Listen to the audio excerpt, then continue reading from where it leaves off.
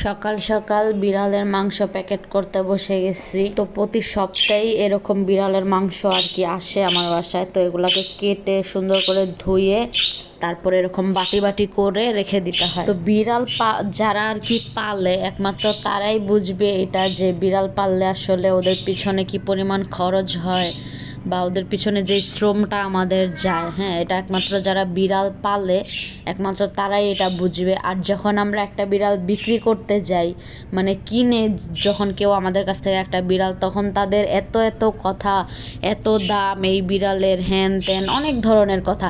বিড়াল তো শুধু মাছের কাঁটা খায়, দুধ খায়। এটা তো ভাই আমিও ছোটোবেলা থেকে শুনছি যে বিড়াল নাকি দুধ ভাত খায় আর মাছের কাঁটা কোটা খেয়ে থাকে।